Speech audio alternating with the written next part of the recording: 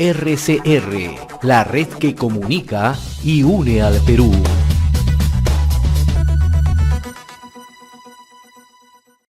A esta hora vamos a establecer comunicación con Gustavo Nakamura, el integrante del equipo técnico en materia de educación de Fuerza Popular, y le agradecemos la amabilidad de compartir esta comunicación con RCR.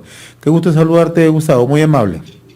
Bien, uno de los temas que abordó Keiko Fujimori en el debate el último domingo ha sido la prioridad en la vacunación a los profesores, ¿no? ¿Cuál es justamente el impacto?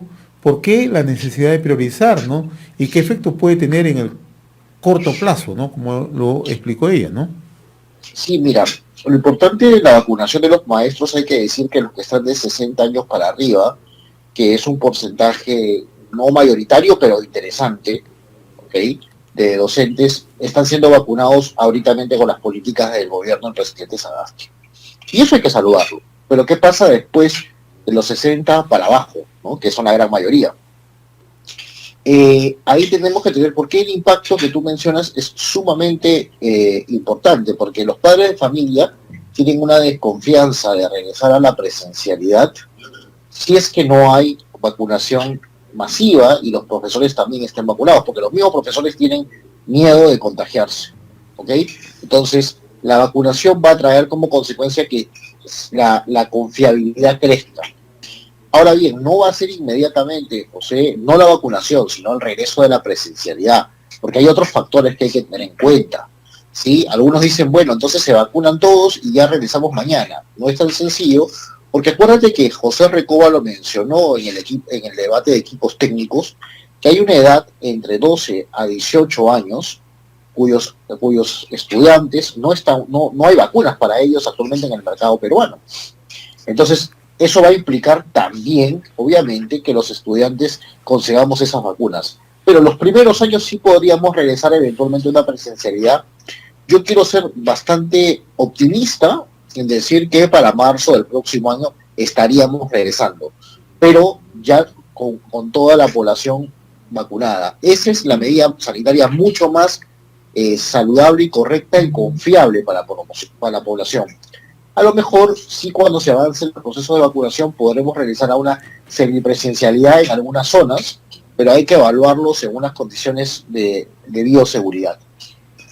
Eso por un lado. El otro tema que también abordó Keiko Fujimori el último domingo ha sido, y esto es una de las demandas del magisterio, ¿no?, el nombramiento de 50.000 nuevos docentes, ¿no?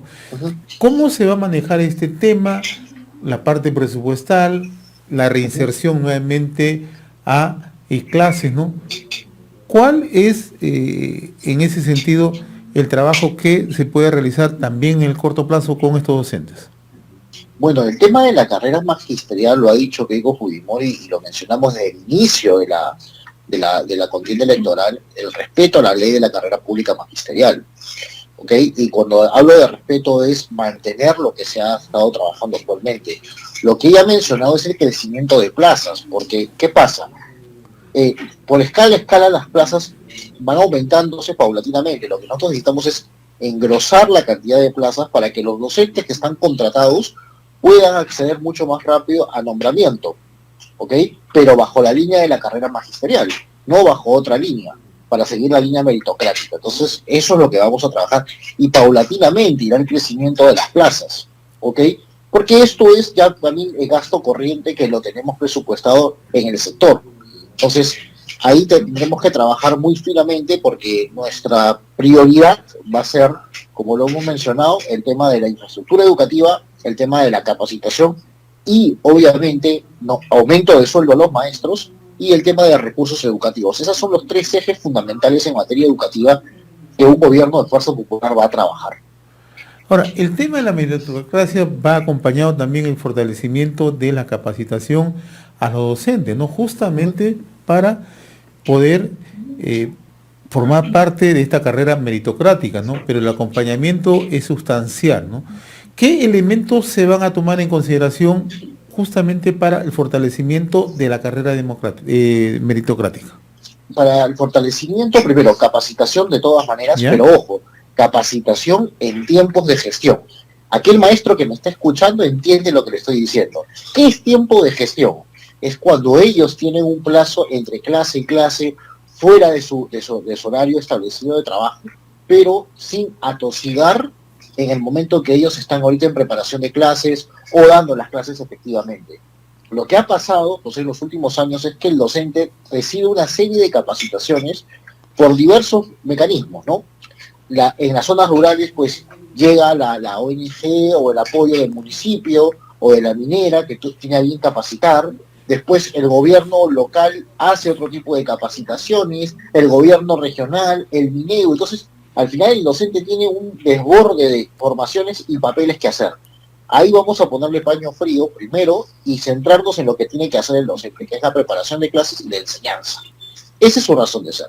Y la capacitación va a estar orientada en los momentos en que él tenga tiempos libres para no atosigar, porque también es un ser humano que tiene familia, ¿no? Entonces no podemos pretender que el docente haga todo y también a la vez tiene que atender a su familia. Entonces, sí la capacitación y progresivamente. Y el acompañamiento, iremos evaluando, pero el acompañamiento cuando ya regresemos a una presencialidad y las condiciones normales, el acompañamiento tiene que ser de la misma región. Los especialistas tienen que estar en la región. Lo que hemos analizado es que hay una cantidad de especialistas de Lima y la cantidad de logística que se gasta en pasajes, viáticos, todo ello, y que los especialistas viajan desde Lima. ¿Acaso, pregunto, no hay especialistas en provincia que puedan capacitar y colaborar con los docentes en sus zonas? Entonces nosotros trabajaremos muy finamente ese presupuesto sobre ello. Ahora, y ahí hay que incidir mucho en el tema de las zonas rurales, ¿no? Las zonas más alejadas, ¿no? Porque ese es otro de los grandes problemas y otra de las grandes brechas, ¿no? Que siempre se conocen justamente cuando se hace este análisis o el diagnóstico en el tema educativo, y ahora que estamos abordando justamente la realidad de los docentes, de los maestros, ¿no? Quizá tenga mejores posibilidades en el momento quien está en la zona urbana, pero en las zonas alejadas, ¿no? Si un poco nos trasladamos a las comunidades altoandinas o nos trasladamos un poco a las comunidades nativas u originarias, allí naturalmente la desventaja es mayor, ¿no? ¿De qué manera se va a hacer un enfoque para llegar hacia ellos? Mira, en el caso rural, nosotros hemos tenido una serie de reuniones con organizaciones que ya hay experiencias que vienen realizando tanto en la educación rural en primaria como en secundaria. Entonces estamos evaluando, hemos tenido reuniones con organismos, incluso que con colaboración de la UNESCO, que trabajan estos tipos de programas, y es interesante los resultados que han ido teniendo en pilotos que nos parecen replicables. Y en la educación secundaria nosotros apuntamos a fortalecer el modelo de la educación en alternancia, que es 15 días el estudiante vive en una zona, vive en su colegio y 15 días va a su colegio y trabaja en los temas de técnicos productivos. Hay que unir ahí el tema de los CEPROS, para que el estudiante de secundaria salga ya con oficios directamente para la empleabilidad de la zona. Eso es un tema que sí lo hemos mapeado y es importante trabajarlo. Pero en el caso de los docentes que van a zonas rurales, como bien Keiko Fujimori lo mencionó, se le va a dar un bono, un incentivo mayor a aquellos que deciden ir a las zonas rurales, porque tienes que, de alguna forma, incentivar adecuadamente al docente que hará esa labor. Entonces, me atrevería a decir que el docente que va a las zonas rurales, usualmente no eligen los docentes esta zona por un tema económico y porque un tema de lejanía, obviamente, está. Entonces, tenemos que atraerlos de esta forma en incentivos económicos. Estamos dialogando con Gustavo Nakamura, él es integrante del equipo técnico de Fuerza Popular en materia de educación. Gustavo, nosotros a esta hora estamos llegando a zonas bastante alejadas en Puno, en Cusco, en Arequipa, en Junín, en Apurímac y también hoy se está incorporando Tacna, ¿no? Y fundamentalmente a zonas rurales. ¿Por qué te hago este preámbulo, no? Porque también otra de las preocupaciones tiene que ver justamente con lo que vivimos en la actualidad, ¿no? La enseñanza virtual, la enseñanza remota, ¿no?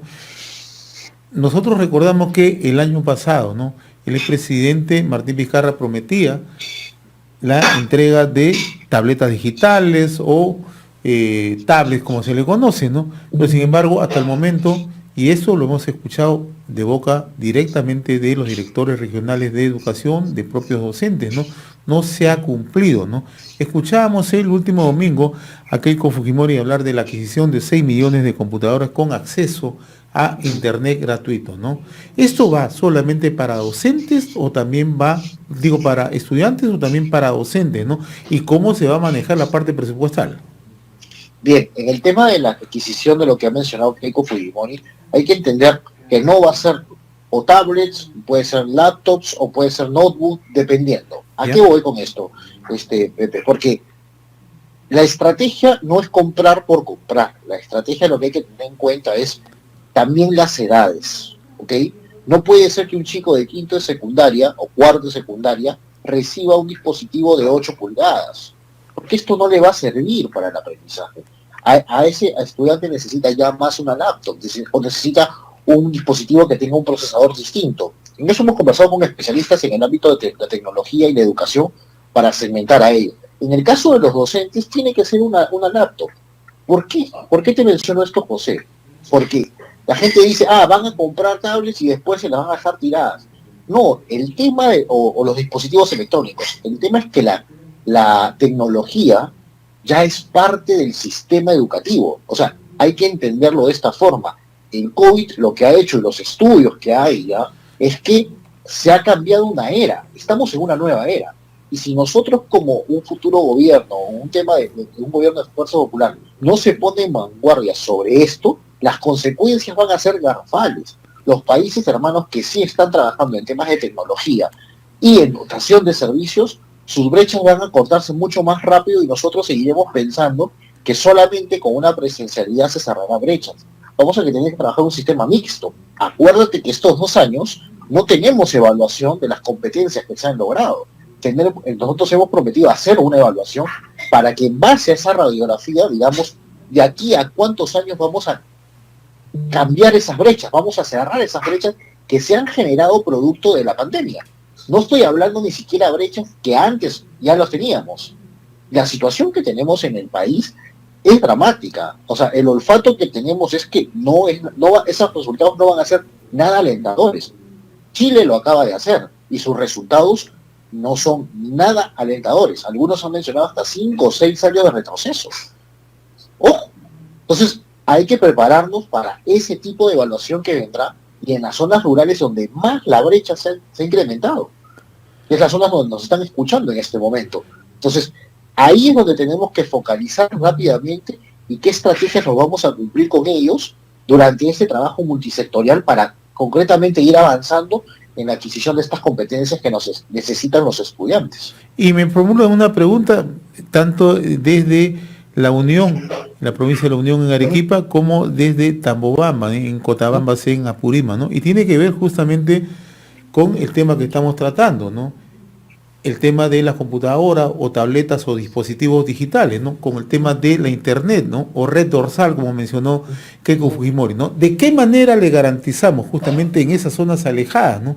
Donde por muchos años hay o existe la promesa de dotarles justamente de esta herramienta fundamental como es la red dorsal, pero no se han cumplido? ¿De qué manera un eventual gobierno de Fuerza Popular le garantiza este acceso en estas circunstancias? ¿Cómo le garantiza? Porque tenemos el estudio claro en qué está el tema de la red dorsal. Y ya sabemos, y ese es un estudio que corresponde al Ministerio de Transportes y Comunicaciones para poder sacar adelante. Ahí hay una serie de especialistas que están viendo los mecanismos ya para sacarlo y la proyección del tiempo. En el caso del sector educación, ¿qué hemos dicho nosotros? Mientras que eso va realizándose, nosotros dotaremos de 2 formas en el caso de la conectividad, porque la siguiente es sin conectividad, ¿no? Es dotación de 3G o 4G en las zonas donde hay, y donde no hay, los centros se convierten en centros de irradiación de internet y de intranet. Esta experiencia en Apurímac ya se ha dado, en zonas altas, y el internet satelital entra por horas. Esto ya se ha dado como experiencia en el estado. No lo sé por qué no lo han implementado y se llaman los telecentros de aprendizaje. Nosotros lo estamos promoviendo como partido político, en este caso como vocero, porque es una iniciativa interesante. Incluso ni el nombre lo hemos cambiado, porque así se llama. Para que no digan después que se apropiaron del nombre. Hasta el nombre se mantiene y esta experiencia se ha dado ya. Yo no sé por qué no se han implementado y nosotros tenemos mapeado sin implementarlo, porque eso va a ayudar a que por lo menos en las zonas donde hay luz y hay esa entrada que puede llegar el satélite, tengan internet por horas. hasta que se vaya trabajando el tema de la dorsal. Y así dotar poco a poco a todo el país, ¿no? Ahora, ¿y cuál puede ser el papel de la empresa privada en aquellas zonas alejadas donde también hay empresas que desarrollan actividades y que pueden contar justamente con este soporte, ¿no? Y brindárselo justamente a las comunidades? Muchísimo, muchísimo. Aquí toca sumar a todas las iniciativas, ¿no? Las grandes mineras como las pequeñas mineras. En las zonas que tú has mencionado hay minería, están deseosos de apoyar. He escuchado por ahí que hay una empresa minera que ha dotado a más de 5.000 personas el tema del internet. O sea, aquí toca sumar voluntades. Nosotros vamos a articular con todos los que quieran sumar voluntades para estas iniciativas. Lo importante del Estado, y en el caso de un gobierno central, tiene que ser el articulador para que no cada uno se dispare por su lado, porque eso es lo que pasa. A veces todos quieren ayudar, pero ya, tú vas a ayudar en qué y qué forma, para que no se repita lo mismo con el gobierno local o con el gobierno regional. Esto es importante, si no, al final todos hacemos de todo y no tenemos la efectividad que queremos llegar. Acuérdate que el presupuesto es acotado en el sector, en general, por la situación de la pandemia que vivimos. Entonces, seamos eficientes en el gasto, articulándolo con la empresa privada y con los presupuestos que también tienen los gobiernos locales y regionales. Una precisión final, Gustavo. El tema de la construcción de 3.000 nuevos centros educativos, del cual también ha hecho mención Keiko Fujimori, ¿no? ¿Cómo se va a hacer realidad o cómo se haría realidad en un eventual gobierno de Fuerza Popular? Mira, los 3.000 colegios que ella ha mencionado se va a construir durante todo el periodo de gobierno, un eventual gobierno.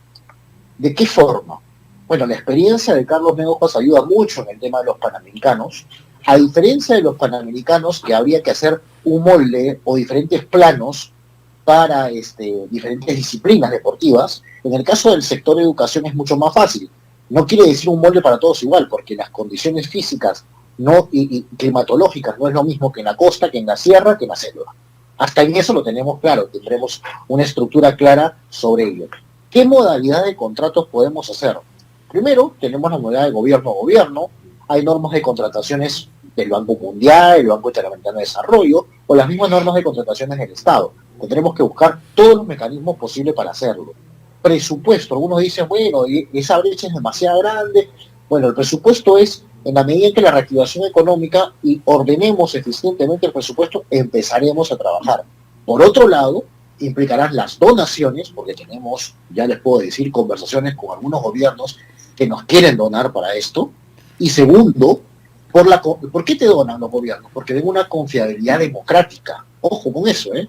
Y tercero, es importante que, como lo decía Luis Carranza, tendremos que tener un plan claro de endeudamiento para poder recuperarnos. Y esto a tasas preferenciales que los organismos, o sea, los bancos a nivel mundial nos pueden ayudar y prestar, porque el país todavía es sujeto a préstamos y de buena forma. Porque todavía nuestra tasa fiscal no está tan alta como en otros países. Tenemos capacidad de endeudamiento, como se dice. Entonces, tendremos que trabajar de las tres formas para llegar a esta construcción de los 3.000 colegios. Muy bien, Gustavo. Como siempre, yo te agradezco la amabilidad de haber compartido esta comunicación con RCR, Red de Comunicación Regional. Gustavo Nakamura es integrante del equipo técnico de Fuerza Popular en materia de educación, especialista en políticas de educación pública. RCR, la red que comunica y une al Perú.